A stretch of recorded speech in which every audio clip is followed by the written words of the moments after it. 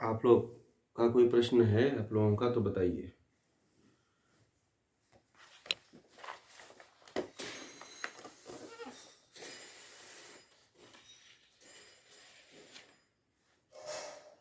जी जी।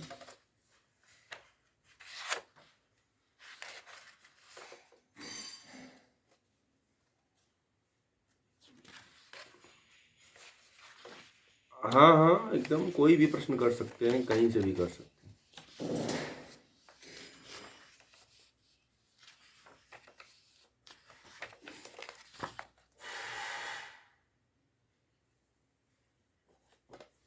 हम्म।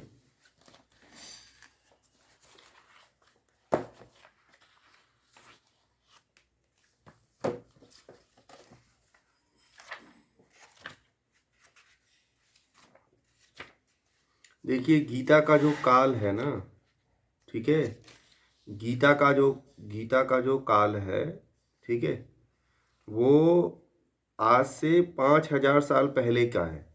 ठीक है, कितना? 5,222 या 23 वर्ष हो गए। ठीक है,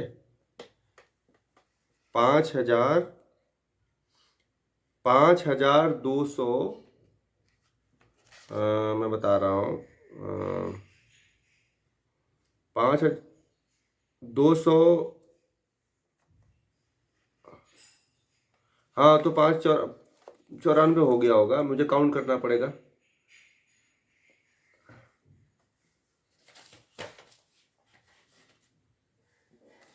हाँ हाँ हाँ।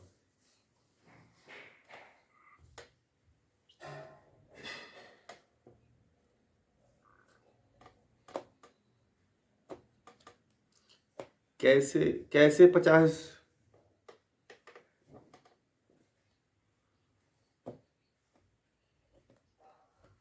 कैसे रख रहे हैं? वो गलत रख रहे हैं ना। ये बताइए कि भगवान श्री कृष्ण को आए हुए कितने साल हो गए? 5,000 साल हुए हैं। महाभारत का काल 5,000 साल ही तो है। ठीक है, महाभारत का काल अभी अभी कलयुग का प्रथम चरण चल रहा है। कलयुग एक प्रथम चरण है। कलयुग का अभी प्रथम चरण भी नहीं पूरा हुआ है। भगवान श्री कृष्ण कब आए थे? किस युग में आए थे? बताइए, कौन से आए थे? किस युग में? द्वापर में है कि त्रेता में कि सतयुग में? बताइए। द्वापर में आए थे ना भगवान श्री कृष्ण। द्वापर में आए थे और ये कलयुग चल रहा है, तो द्वापर इंड में आए थे वो। तो आज से 5,294 साल हो गए। ठीक है, इतना ही एग्जैक्ट है, यही एग्जैक्ट है। मैं बता दूं आपको।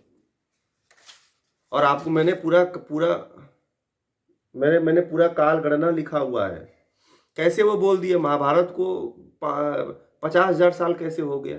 कैसे बोल दिए? कौन से विद्वान है वो?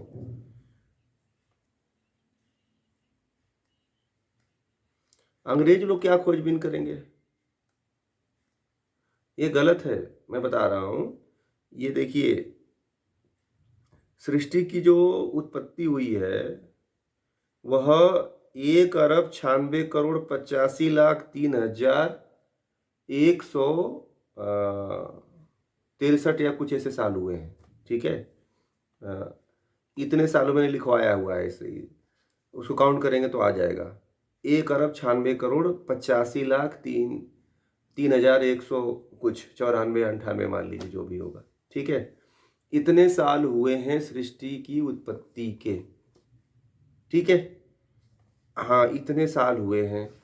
अब आपको ये भी बता दें कि जो कलयुग का काल है, द्वापर का काल है, वो भी अगर जोड़ोगे ना, हाँ, तो इतना नहीं होता है। तो वो लोग कैसे इतना बता दिए? कलयुग का काल लिख लीजिए। कलयुग कितने साल का होता है? 4,32,000 वर्ष कलयुग का काल है। 4,32,000 वर्ष।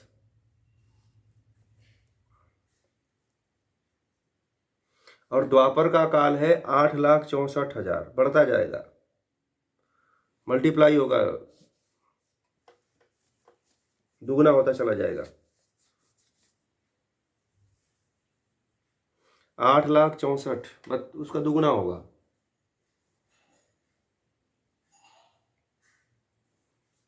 हाँ, त्रेता का होगा 12,96,000।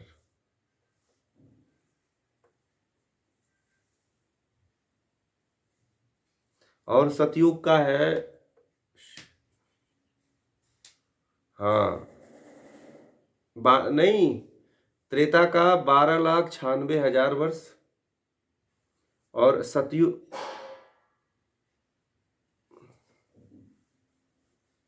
और सतयुग का 96 और सतयुग का काल है 17,28,000 वर्ष। ये सब वर्ष में है, वर्ष। अब इनको आप जोड़ लो, ठीक है। ये चार ये युग हैं, और इन चारों युगों को जोड़ने पे 43,20,000 वर्ष होते हैं चतुर्युगी। इन चारों युगों को जो 43,20,000 वर्ष होते हैं।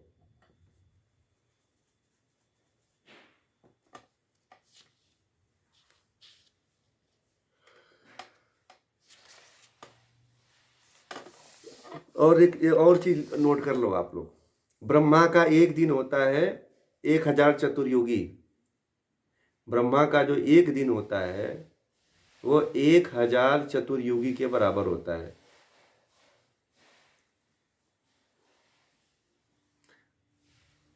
ब्रह्मा का एक दिन जो होता है, चतुर्युगी का मतलब जानते हैं? चतुर्युगी अभी लिखवाया ना, एक चतुर्युगी 43,20,000 वर्ष के बराबर होता है। चतुर्युगी मतलब चारों युगों को जोड़ दिया तो 43,20,000 वर्ष होता है। हाँ, हाँ, 43,20,000 वर्ष। अब वो कहते हैं कि ब्रह्मा का एक दिन जो है 10,000 चतुर्युगी के बराबर है। ब्रह्मा का, ठीक है, 1,000 चतुर्युगी के बराबर है। यानी कि इस तरह से 1,000 चतुर्युगी आएगा तो ब्रह्मा का एक दिन होता है।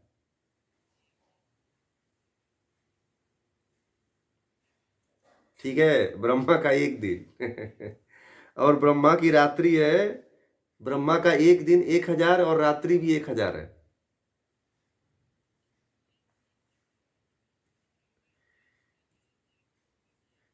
हाँ, 43,20,000 वर्ष होता है। और ब्रह्मा की रात्रि लिख लीजिए 1,000 चतुर्युगी होती है।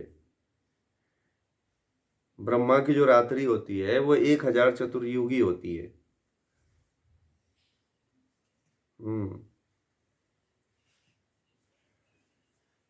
हाँ, वो भी 1,000 चतुर्युगी होती है।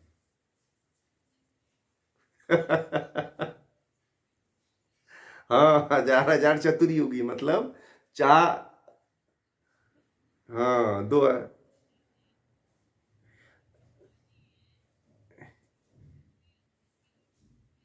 हाँ, फिर वो सोते हैं, वो गहरी निद्रा में होते हैं, ध्यान मुद्रा में होते हैं। अब देखिए, अहोरात्रि, अब इसको अहोरात्र बोलते हैं, अहोरात्रि बोलते हैं। अहोरात्रि ब्रह्मा का,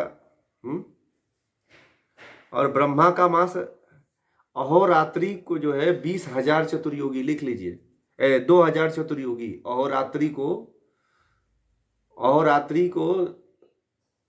अहोरात्रि जो ये दिन रात मिल करके 2,000 चतुर्युगी होता है, लिख लीजिए। हाँ, अहोरात्रि ब्रह्मा का दिन व रात, अर्थात दो, ब्रह्मा का दिन और रात मिला करके होता है 2,000 चतुर्युगी।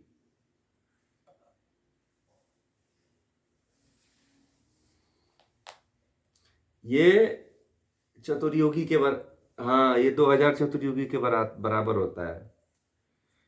अब और लिख लीजिए कि ब्रह्मा का मास होता है 30 अहोरात्रि। ब्रह्मा का एक महीना ब्रह्मा का एक महीना 30 अहोरात्रि के बराबर होता है।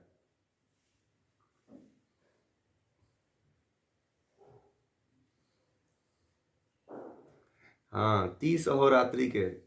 वीडियो ऑन कर लीजिए सभी लोग।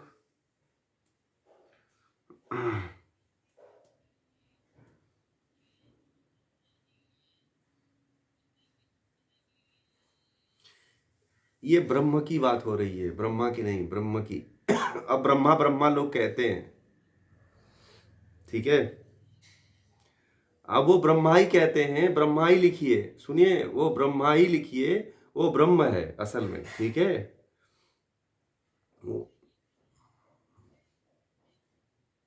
हाँ, वो ब्रह्म। हाँ, तो यहाँ पे ब्रह्म ही मानिए, यहाँ पे जो है, यहाँ पे ब्रह्म ही मानिए, ठीक है। हाँ, ब्रह्म। हाँ, ब्रह्म लिख सकते। हाँ हाँ, कोई बात नहीं है, ब्रह्मा ब्रह्म दोनों कह सकते। और ब्रह्मा का एक मास जो होता है 30 अहोरात्रि के बराबर होता है। और ब्रह्मा का एक वर्ष जो होता है 12 ब्रह्म के मास, मतलब 12 ब्रह्म के मास के बराबर एक वर्ष होता है।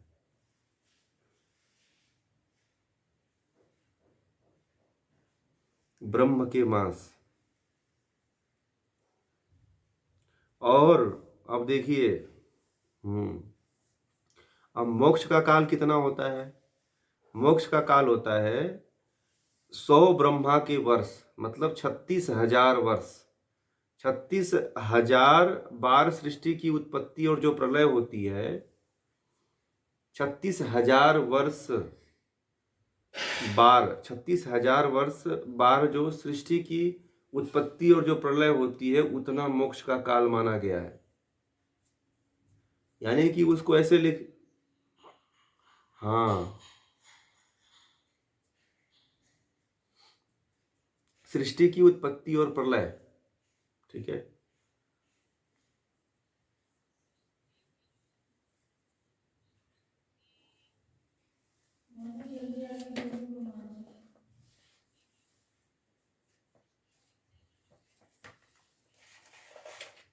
तो 36,000 वर्ष, 36,000 बार जो है, 36,000 बार जो सृष्टि का उत्पत्ति और प्रलय होता है, मैं उसकी बात कर रहा हूं। मोक्ष का काल नहीं, सुनिए, मोक्ष का काल सिंपल में लिख लीजिए, 31 नील, 31 नील, हाँ, 10 खरब 40 अरब वर्ष।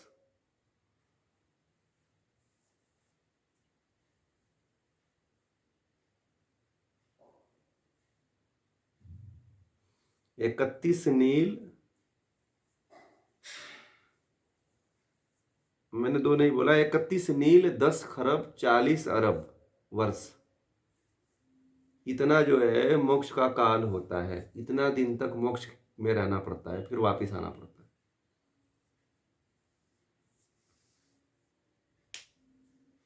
और रामायण का,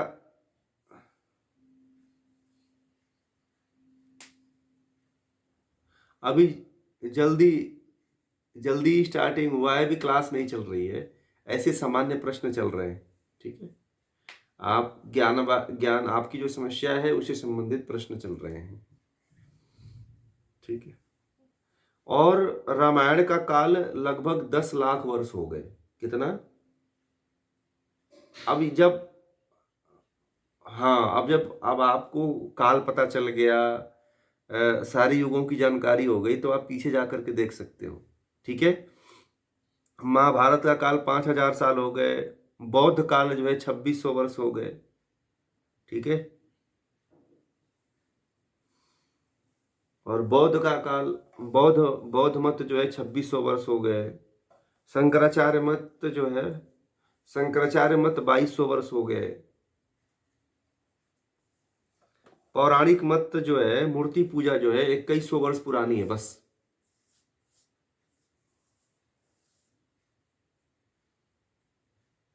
पौराणिक मूर्ति पूजा 2100 वर्ष बस।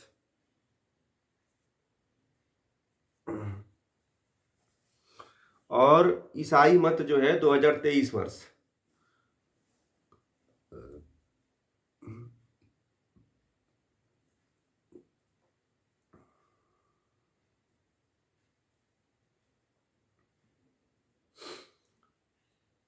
और ईसाई मत जो ईसाई धर्म जो आया है वो 2000 वर्ष पुराना है, ठीक है। और मुस्लिम मत है वो 1500 वर्ष पुराना है। और सिख मत है, जो सिख है, सिख धर्म आया है, वो 500 वर्ष पुराना है।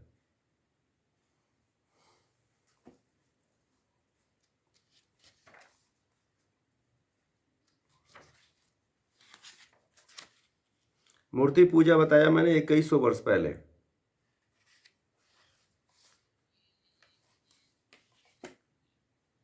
जैन का 26, जैन लगभग दोनों समकालीन है, दोनों 2600 वर्ष पहले, दोनों समकालीन है।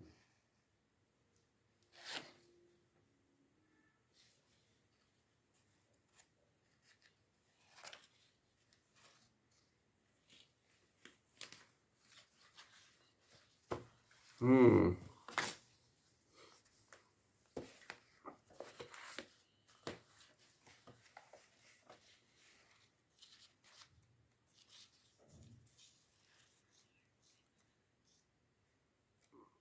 उनको भगवान राम किस युग में आए हैं बताइए? त्रेता में कि सतयुग में? त्रेता में कि सतयुग में? हम्म।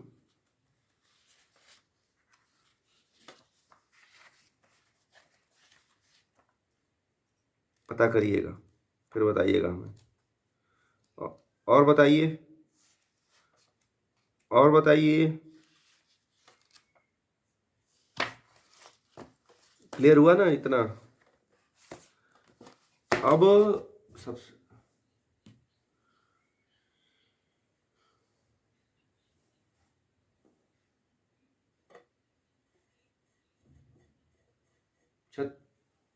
नहीं, 36,000 बार जो प्रलय होता है ना, प्रलय और जो उत्पत्ति, हाँ, नहीं, 36,000 वर्ष बार जो प्रलय होता है ना, ठीक है ना, 36,000 बार जो है प्रलय होता है और उत्पत्ति होती है, उतना समय तक। अरे भैया, उसी को मैंने बता दिया ना, 31 नील 10 अरब 40 खरब वर्ष, बस उसी को जोड़ जाड़ के बता दिया है। हाँ, उसी के बराबर ये भी है, ठीक है, वही बात है।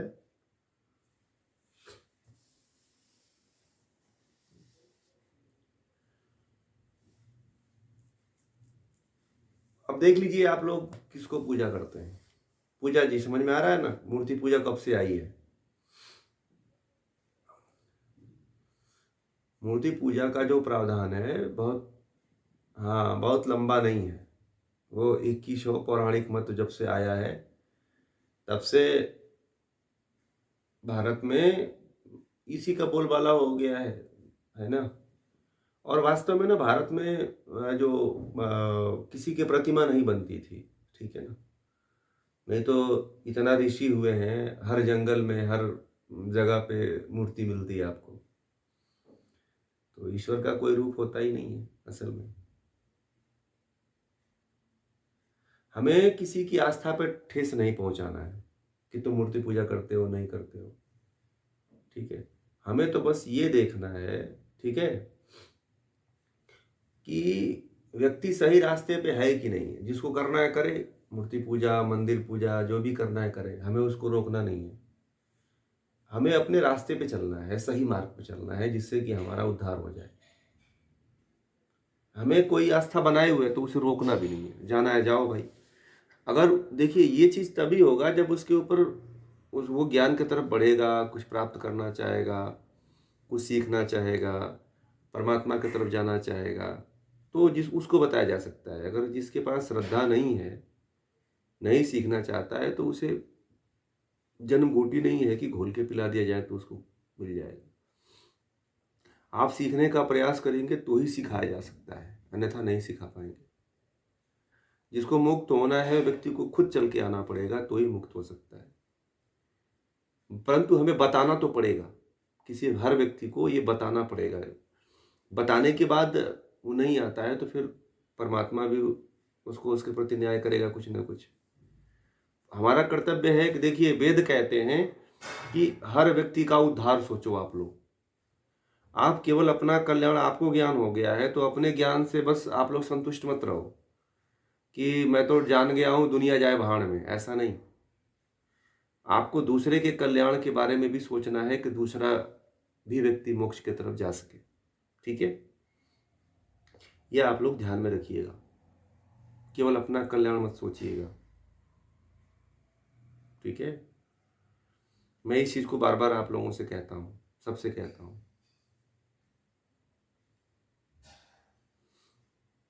ठीक है ना।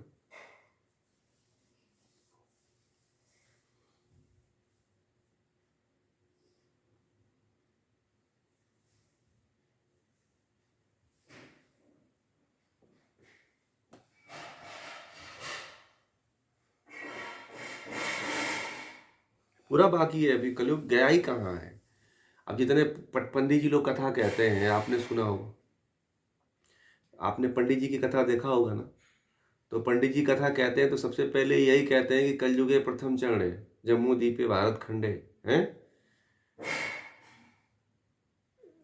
तो क्योंकि उन सबको पता है कि कलयुग का भी प्रथम चरण भी नहीं गया है, अभी प्रथम चरण चल रहा है?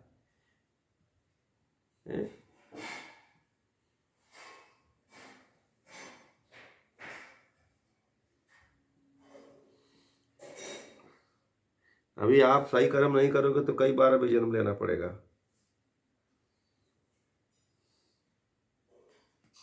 इसी कलयुग में, है ना, कई योनियों में जाना पड़ेगा, कई तरह के दुख भोगने पड़ेंगे, जानवर बनेंगे। अच्छा कर्म नहीं करेंगे तो जानवर बनेंगे ही, उसमें कोई दो राय थोड़ी है।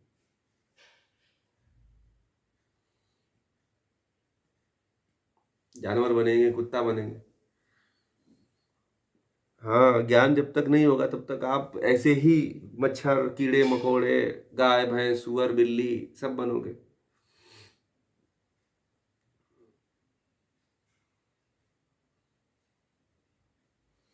हाँ,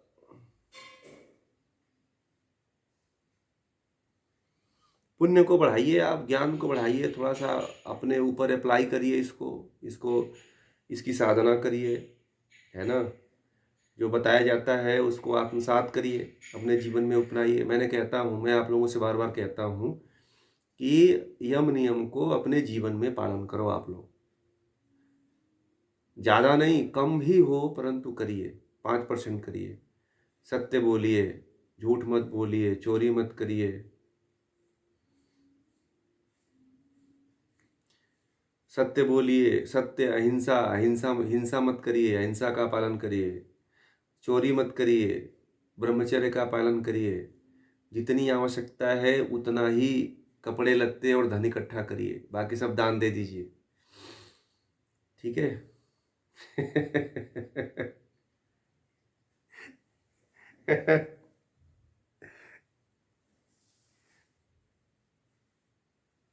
उनको दान दीजिए, वो तो मैंने मजाक में बोल दिया। ठीक है, तो मैं वो बात तो अवश्य, देखिए सबसे बड़ी बात क्या है, मैं ये बोल रहा था, आवश्यकता से अधिक वस्तुओं का संग्रह मत करिए। ठीक है, जितनी आवश्यकता, हाँ वो ज्यादा दिक्कत है। वही बोल रहा हूं मैं।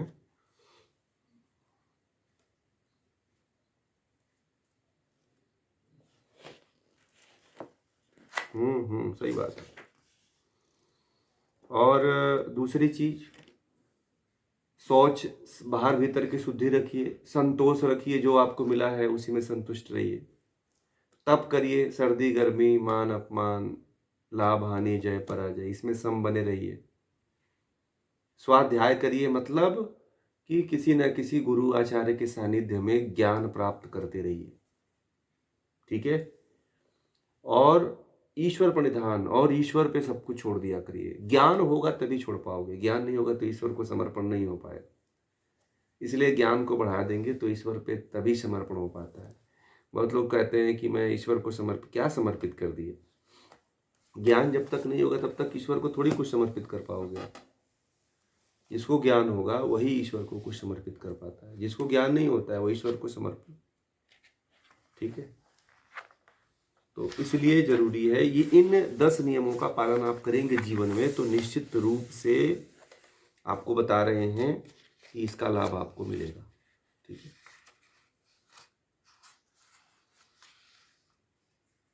जी,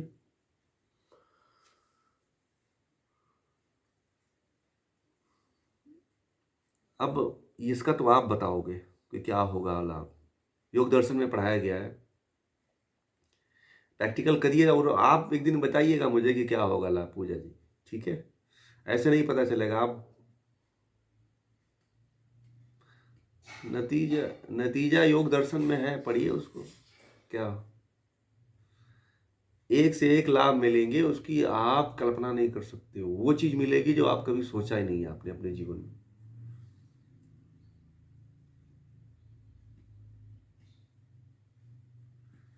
ये 10 चीजें पहले बता दिए हैं। हाँ,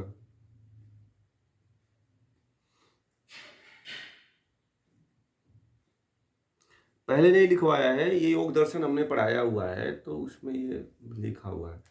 अगर आपको चाहिए तो मैं ऐसा, सुनिए, ऐसा करता हूं, मैं लिख दूंगा।